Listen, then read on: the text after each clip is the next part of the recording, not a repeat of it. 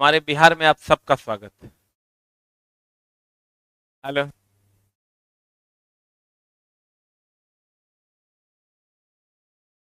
प्रतिबाधा ना,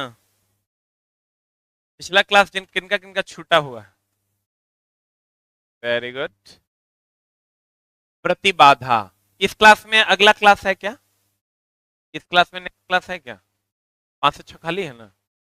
पिछला क्लास प्ले कर देना। पिछले क्लास में खाली छूटा है, पिछला क्लास प्ले कर देना। ठीक है, प्ले हो जाएगा यहाँ पर, आप लोग कर लीजिएगा क्लास जिनका छूटा हुआ है। ठीक है ना? मुझे मेरा बात, आ जाइए प्रतिबाधा पर, इम्पीडेंस।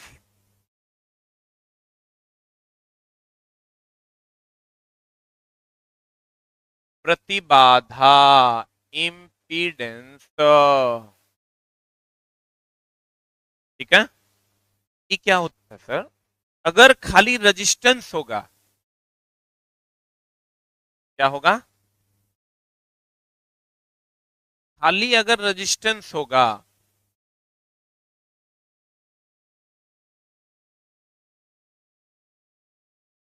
खाली क्या होगा? रेजिस्टेंस होगा।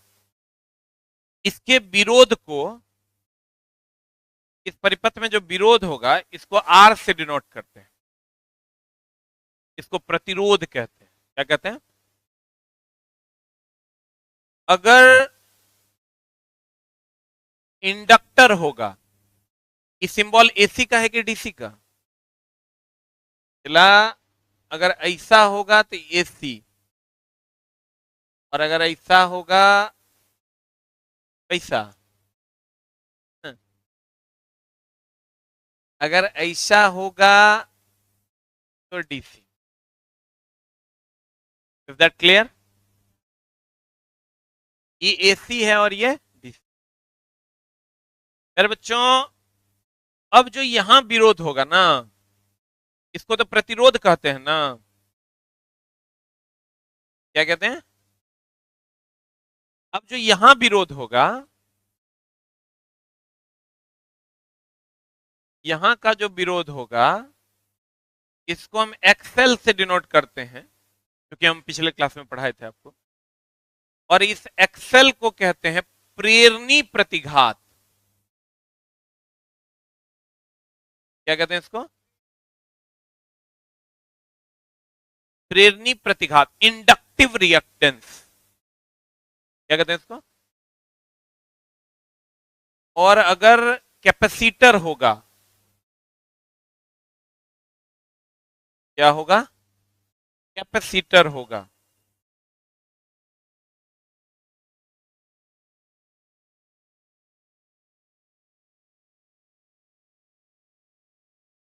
कैपेसिटर होगा, इसमें जो विरोध होगा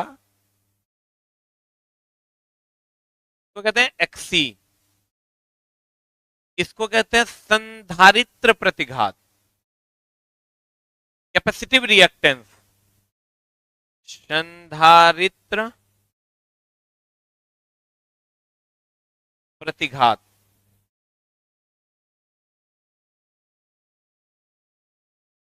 कैपेसिटिव रिएक्टेंस, सबका अलग अलग फॉर्मूला होता है। लेकिन अगर मिक्सअप हो,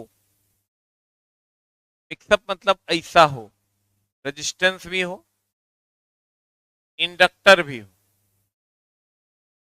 एक से ज्यादा कुछ भी हो, या तो दो हो या तो तीनों हो, बोलेंगे? या तो ऐसा हो,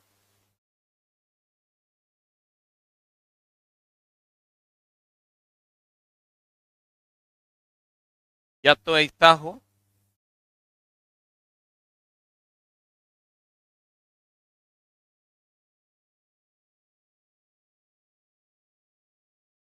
ठीक है? या तो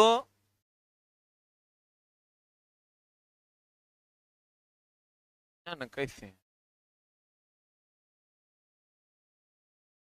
ये है क्या? है ना, है। इस सब में से, इस सब का अगर अकेले होगा तो रेजिस्टेंस, ई रहेगा तो इंडक्टिव रिएक्टेंस, ई होगा कैपेसिटिव रिएक्टेंस। लेकिन अगर इस सब रहेगा, एक से ज्यादा रहेगा, तो उसके प्रतिरोध को प्रतिरोध नहीं कहते हैं, उसके प्रतिरोध को हम प्रतिबाधा कहते हैं, उसके विरोध को हम प्रतिबाधा कहते हैं, और इसको जेड से डिनोट करते हैं।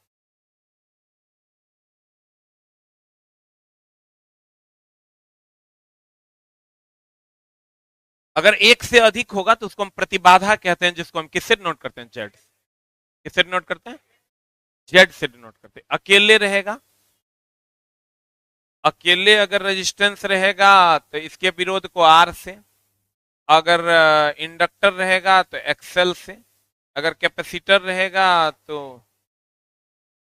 एक्सी से। बोलिए, किससे?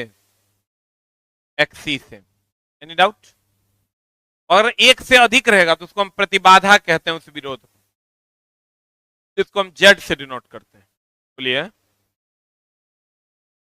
तो यहां अगर मान लीजिए एक से अधिक होगा, तो इस परिपथ में अगर हमको करंट निकालना होगा तो आई बराबर वी बाई जेड करेंगे, तब यहां अगर निकालना होगा तो आई बराबर वी बाई आर करेंगे, आई बराबर वी बाई एक्सएल करेंगे, आई बराबर वी बाई एक्सी करेंगे। पिछला क्लास अगर आप नहीं थे तो दिक्कत हो सकता है, इसलिए पिछला क्लास जरूर कीजिएगा।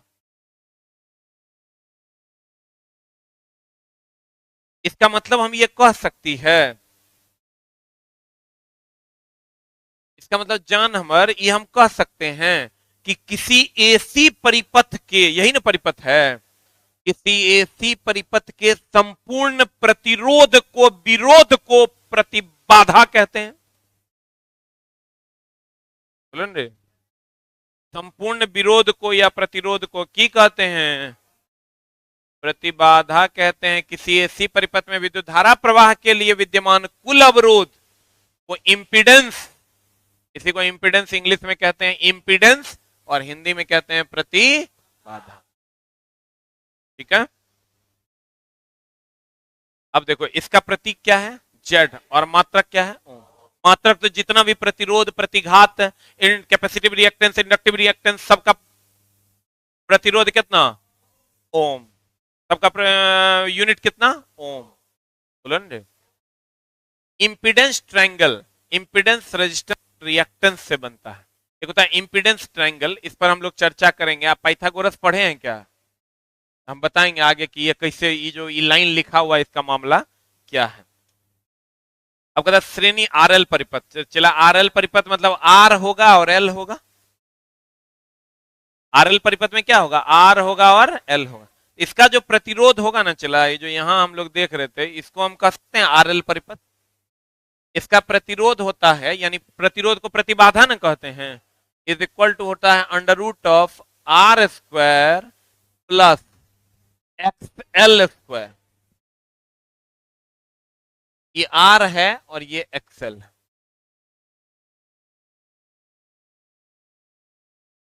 जाने जा मेरी मजबूरी को तूने नहीं जाना, एक्सएल। फिर यहां आएंगे आर और सी न है, इसको आर कहेंगे और इसको एक्सी कहेंगे। तो Z is equal to under root of, होगा, और अगर तीनों रहेगा तो Z is equal to under root of R square plus X L minus X C का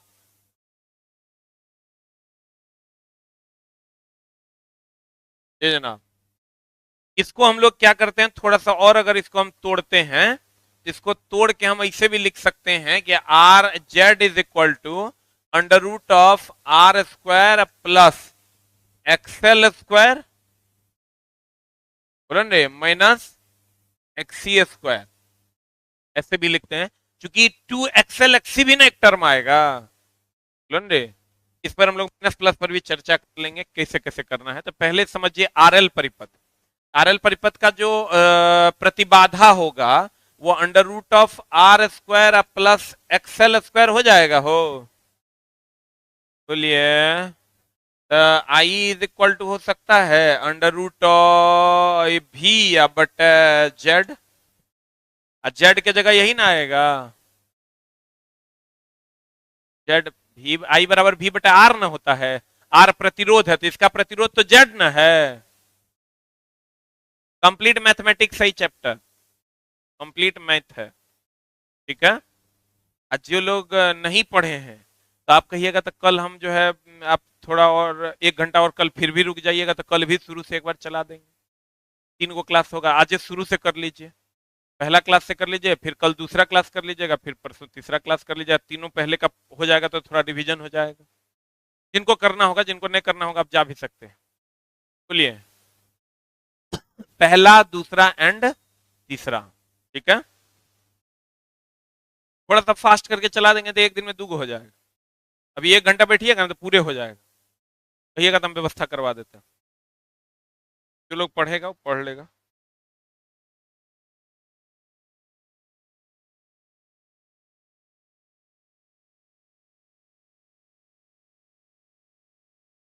एक घंटे में हो जाए, इक्कीस को भेजना। अब देखिए सर, कहता है यदि आर परिपथ का कुल प्रतिरोध तथा एक्सल इंडक्टिव रिएक्टेंस हो, आर इस परिपथ का कुल प्रतिरोध है और एक्सल क्या है, इंडक्टिव रिएक्टेंस है, तो Z is equal to under root of R square plus X L square होगा। यदि विद्युत पिछड़ने का कोण फाई से दर्शाया जाता है तो कॉस फाई बराबर हम बोले थे आर बटे जेड, पिछली क्लास में बोले थे, आपको शायद याद होगा। इसको पावर फैक्टर के नाम से जानते हैं। इसको किस फैक्टर के नाम से जानते हैं, power factor cos phi is equal to होता है आर बटे Z, cos phi equal to R बटे जेड। इस चैप्टर का जो जहां से चैप्टर शुरू हुआ है, दोनों वीडियो को कहीं पर अपलोड कर दीजिए ताकि फास्ट फॉरवर्ड में चलाया जा सके। इस पर चलेगा, इस पर चलाना है ऐसे। अभी इस क्लास के बाद व्यवस्था कर लीजिए। चैप्टर जहां शुरू हुआ है, कितना नंबर चैप्टर है, 5 number, alternating current and polyphase system. देख लीजिए, 2 क्लास होगा शायद, 2 या 3 क्लास, 2 क्लास होगा। दोनों को उसी हिसाब से अपलोड कर लीजिए, अपलोड करके दुगना स्पीड पे चला दीजिएगा, 20 मिनट में खत्म हो जाए। रिवीजन नहीं चला करना है, एक बार हो जाएगा रिवीजन। अब देखो, श्रेणी आरसी परिपथ है, चला आर और सी रहेगा इसमें 10 मिनट में, लेकिन कर दीजिएगा। ये आर रहेगा और ये क्या रहेगा, सी रहेगा। तो आर और सी रहेगा तो बताइए, तो यहां जेड बराबर under root of R square plus X C square. हाँ जी,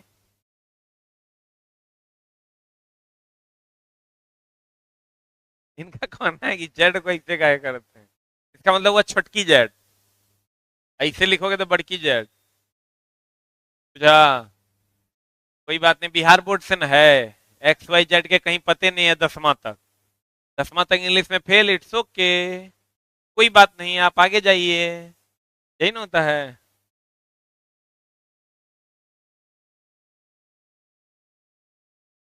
हाँ सही है राहुल शाह जी, डीसी के लिए जो शब्द आता है वो है प्रतिरोध, जबकि एसी के लिए जो शब्द आता है उसी प्रतिरोध को हम प्रतिबाधा कहते हैं। क्या कहते हैं, कहते हैं इस परिपथ में प्रतिरोधक तथा संधारित्र किस क्रम में जुड़े होते हैं, ये प्रतिरोधक और ये संधारित्र किस क्रम में जुड़े हुए हैं, श्रेणी क्रम में। तो यहां से अगर हम लेते हैं, यदि आर परिपथ का कुल प्रतिरोध एक्सी कैपेसिटिव रिएक्टेंस हो तो Z is equal to under root of R square plus X C लिखेंगे। यदि विद्युत धारा के आगे बढ़ने का कोण फाई से दर्शाया जाता है, यहां भी पावर फैक्टर और कॉस फाई और आर बाई जेड होगा। एक फॉर्मूला होता है चला शक्ति का, P बराबर V I cos phi, P बराबर क्या होता है, वी आई कॉस फाई। अब कहता है आर एल सी परिपथ, ये है आर, ये है एल, ये है सी, आर एल सी परिपथ। आर एल सी परिपथ होगा चला तो रेजिस्टेंस भी होगा, कैपेसिटर भी होगा और इंडक्टर भी होगा। कहता है इस परिपथ में प्रतिरोधक, इंडक्टर तथा संधारित्र तीनों किस क्रम में संयोजित होता है, श्रेणी क्रम में संयोजित होता है। यदि प्रतिरोधक आर, इंडक्टिव रिएक्टेंस एक्सएल तथा कैपेसिटिव रिएक्टेंस एक्सी हो तो Z is equal to under root of R square plus X L minus X C square. इसमें ध्यान रखना है कि बड़का में से छोटका को घटाना है, इसमें से किसको घटाना है। अब मेरी जाने तमन्ना, मेरी जाने मोहब्बत, मेरी जाने मुरब्बत, ये जेड प्रतिबाधा है, इसको हम ऐसे लिख सकते हैं Z square E minus sign और इस साइन का डिफरेंस है, ये दोनों में चला डिफरेंस है, ध्यान रखना। यहां जो है ना, यहां माइनस साइन नहीं होकर के ऐसा साइन होगा। इस साइन बताता है कि बड़का में से छोटका को घटा देना है, पॉजिटिव रखना है वैल्यू। सुन रहे, वही बात यहां लिखा हुआ है, देखो यहां अगर ऐसे लिखते हो तुम 2 -3 तो इज इक्वल टू -1, लेकिन अगर 2 ऐसे लिख के 3 लिखोगे तो ये हो जाएगा 1।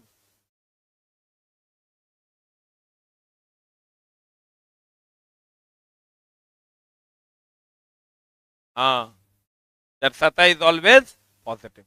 उपरोक्त सूत्र में चिन्ह ये का तात्पर्य है, हम बोले 2.5 साल पहले पढ़े हैं, उतने ताजा है जितना 2.5 साल पहले था, क्योंकि सर ये मामला है टेक्निकल का, टेक्निकल की चीजें भुलाई नहीं जाती। एक बार थ्योरी सेटिंग हुआ मतलब फिर तोरा कभी नहीं सोचना, एक बार पलटी मारेगा सारी चीजें घप घप जाएगी।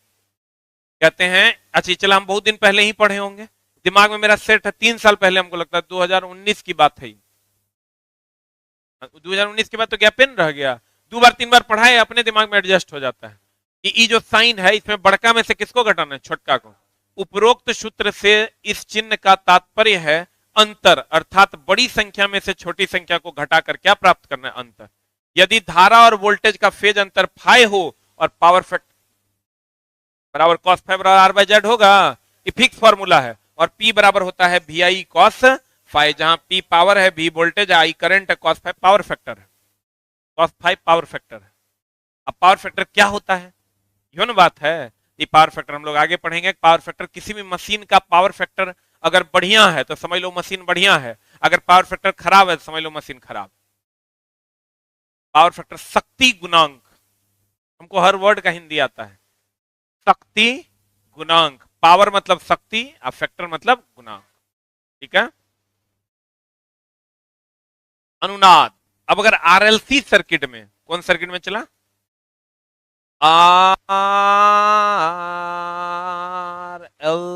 आरएलसी सर्किट में है ना, आरएलसी सर्किट, कौन सर्किट में,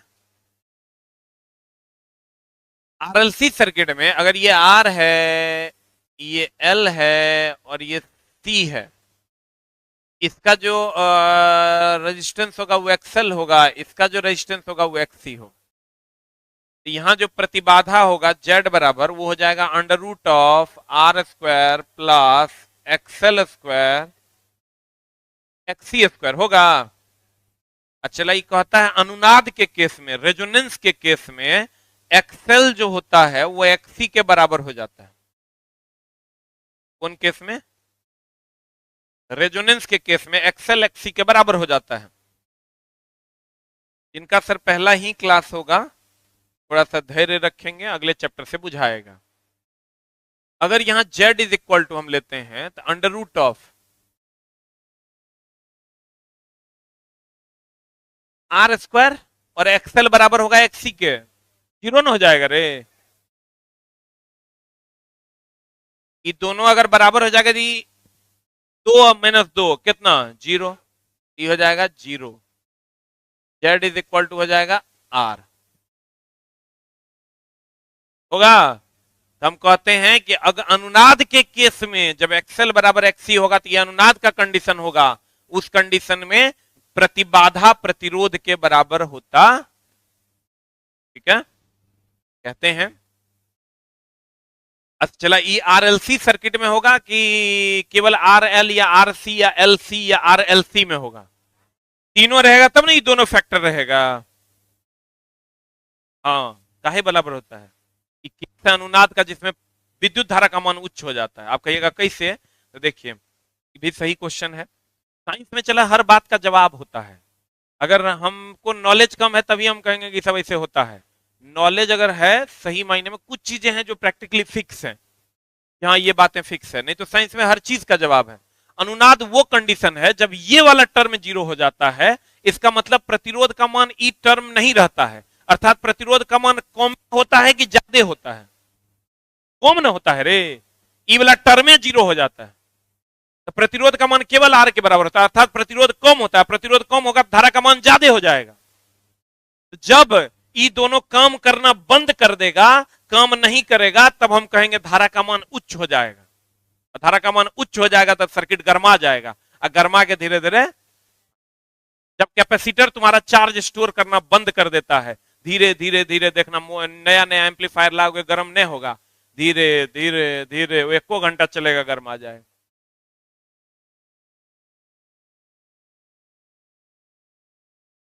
पूरे का पावर एक्सएल माइनस एक्सी का होल स्क्वायर। हाँ, कहीं निकलेगा, एक्सएल और एक्सी को हम इग्नोर करेंगे, आगे बात करेंगे उसके लिए। आगे है उसका मामला, क्वेश्चन में जाएंगे ना तो आपको हम क्लियर कर देंगे। आपका इलेक्ट्रीशियन से आईटीआई है? इलेक्ट्रीशियन से आईटीआई है ना? Very good. पर बेड़ा पार है, बस फॉर्म भर के खाली चलाना।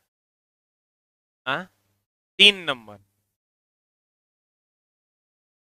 आप तो बस समझ में आए नहीं आए कोई फर्क नहीं पड़ता, नौकरी समझिए आपको हो गया। हाँ, क्या नहीं होगा? 3 नंबर से नहीं होगा, 10 नंबर लाना पड़ेगा। 10 10 नंबर नहीं आएगा तो बगलो ब्लास पूछ के लिख देना, निगेटिव है सबको ये कर देना तुम, वो लाने का जरूरत नहीं है, सबको ए ए। वो लड़की तो नक से नेटा निकलते रहता तो ओकरो हो गया साफ एकदम बकलेल, ओकरो हो गया। अब सबको बोली कि सबको तो एक सम तीनों को नहीं होगा। ये तो या नीतीश कुमार का राज है यहाँ पर, आपको महिलाओं को तो मतलब भयानक। अब तुम समझो 2500 में 700 महिलाओं, 800 महिला को होना है, 900 को।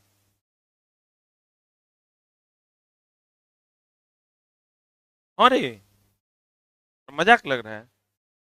पिछला बार का कट ऑफ है 3 नंबर, तो 5 नंबर जाएगा बाबू। नहीं है, लड़की है ये नहीं आईटीआई में। आईटीआई की हुई इलेक्ट्रीशियन से जो लड़कियां हैं वो देखो ना, क्लासे में देख लो क्या परसेंट है तुम लोग, 0.0000 माइक्रोन में है। अब बाबू हो जाएगा इसमें, अदरवाइज नहीं लेना है। तो मान लो सरकार का अपना पॉलिसी है कि हमको वुमेन्स को बढ़ाना है, ये उनकी पॉलिसी है। इसमें आपकी हमारी बहनें भी जा सकती हैं, सभी लोग जॉब कर सकते हैं, लेकिन कुछ ज्यादा ही रिजर्व हो गया ही। अब 2500 में 700 800 बच्चे पूरे नहीं करता है, बच्चे नहीं पूरता, सब सीटें खाली जाता है। आपको क्या मुश्किल से 100 को बच्चा नहीं पूरेगा, 100 लड़कियां नहीं होंगी जो इलेक्ट्रीशियन से। आप कितने लड़की को जानते हैं इलेक्ट्रीशियन से आईटीआई किए हुए? एकाध को जानते होंगे।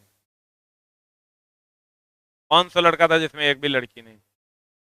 बहुत अच्छा आप काम किया। आरएलसी परिपथ की में स्थिति जिसमें X L is equal to X C हो जाए तो रेजोनेंस कहलाता है, और ऐसा परिपथ श्रेणी रेजोनेंट परिपथ कहलाता है। सीरीज रेजोनेंट परिपथ में कुल रिएक्टेंस मतलब इंडक्टिव रिएक्टेंस, कैपेसिटिव रिएक्टेंस, ये पूरा का पूरा जीरो ना हो, कुल रिएक्टेंस शून्य हो जाएगा, तथा इंपीडेंस परिपथ के कुल प्रतिरोध के बराबर हो जाएगा। पर हिंदी में, अरे दुष्ट, हिंदी में तो बोल रहे हैं। सीरीज श्रेणी अनुनाद परिपथ में कुल प्रतिबाधा शून्य हो जाएगा, तथा प्रतिबाधा परिपथ के कुल प्रतिरोध के बराबर होता है। ऐसे में जल्दी याद होगा, मारेंगे इतना मार के। हाँ, इन्हें समझ में आया? चला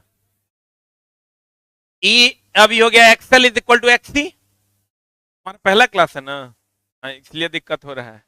अगला चैप्टर से बुझाएगा।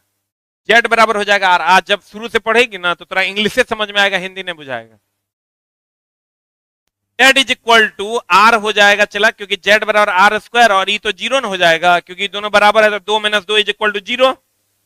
आर स्क्वायर का रूट हो जाएगा तो जेड बराबर आर हो जाएगा। तो कहते हैं जेड बराबर आर हो जाएगा। तो बताओ इस कंडीशन में आप एक बात बताइए कि अगर हम X L is equal to X C करते हैं, जो पिछला क्लास किए होंगे उन्हीं को बुझाएगा, एक्सएल इज इक्वल टू, अगर हम एक्सी करते हैं, एक्सएल का फॉर्मूला क्या था? 2πfl। एक्सी का फॉर्मूला था 2πfc।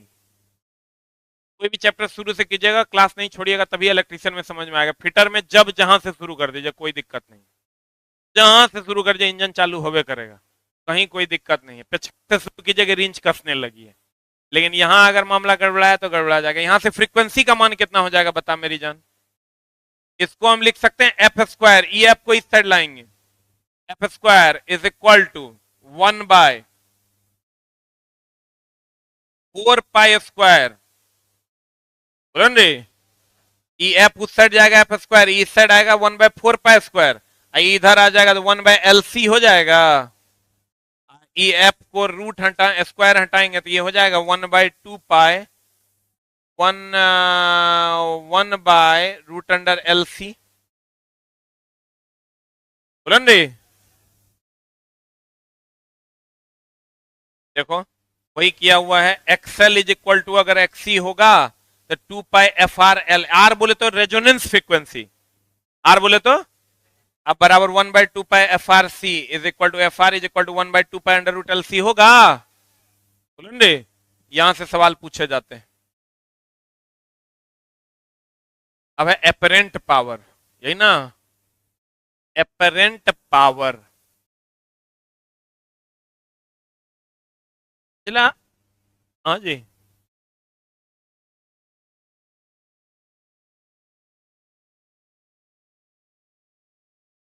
हाँ ठीक है, तुम अरेंज करो, नहीं लोग चल जाएगा शुरू से, इस चैप्टर के स्टार्टिंग से, हाँ, और फास्ट करके चलाना है, हो जाएगा ना।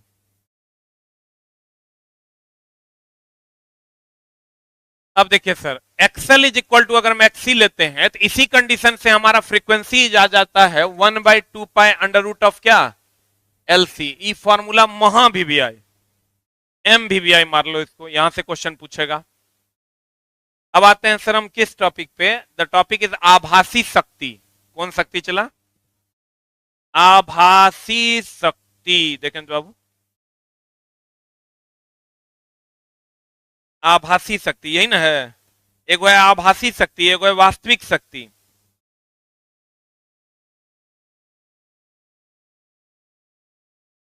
और एक है प्रतिकारक शक्ति, यानी एपरेंट पावर। पावर तीन प्रकार का,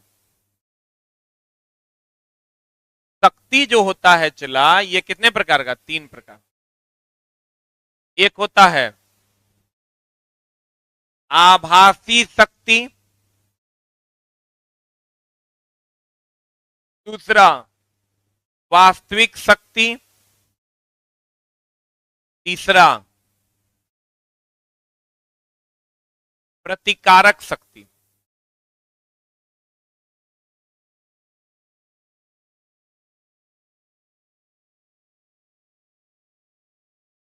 आभासी शक्ति, वास्तविक शक्ति और कौन शक्ति? प्रतिकारक शक्ति। आभासी शक्ति P इज इक्वल टू होता है, P apparent is equal to V into I. P apparent is equal to V into I. V क्या है? वर्ग, मतलब वर्ग माध्य मूल मान कहते हैं, बोलो रे, V और I। और वास्तविक शक्ति होता है, रियल पावर जो होता है वो होता है VI, यानी आभासी शक्ति गुना कॉस फाई। ये जो प्रतिकारक शक्ति होता है, जो रिएक्टिव पावर होता है, वो होता है आभासी शक्ति यानी VI into sine phi, into कौन फाई? Sine phi. ये तीन गो शक्ति होता है, आभासी शक्ति, वास्तविक शक्ति और कौन शक्ति? प्रतिकारक शक्ति। रे अब पढ़ो, कहता है आभासी शक्ति एसी परिपथ में धारा तथा वोल्टेज के वर्ग माध्य मूल मानों का गुणनफल अर्थात V इंटू आई को आभासी शक्ति कहते हैं। तो बताओ ये क्या हो जाएगा? इसे वोल्ट और एम्पियर कह सकते हैं, इसे वोल्ट एम्पियर में व्यक्त किया करते हैं, तथा बड़ी इकाई को किसमें व्यक्त करते हैं? किलो वोल्ट एम्पियर में। फिर उसको कहता है, इसको जो वास्तविक शक्ति को वाट या किलो वाट में व्यक्त करते हैं, कहते हैं एसी परिपथ में आभासी शक्ति यानी VI VI आभासी शक्ति ना, तथा शक्ति गुणांक के गुणनफल को वास्तविक शक्ति कहते हैं। ऐसे व्यक्त करते हैं किसमें? वाट में। किसमें? वाट में। और बड़ा होगा तो किसमें? किलोवाट में। और फिर प्रतिकारक शक्ति, तो ये हो जाता है VI sin phi। कहते हैं आभासी शक्ति VI तथा धारा व वोल्टेज के फेज कोण sin phi के गुणनफल को क्या कहते हैं? प्रतिकारक शक्ति कहते हैं। अब चला एक ग्राफ है जिसको हम लोग अगली कक्षा में देखेंगे। यानी हो गया शक्ति कितना प्रकार का? कौन कौन? वास्तविक शक्ति, आभासी शक्ति और आभासी शक्ति, वास्तविक शक्ति और प्रतिकारक शक्ति।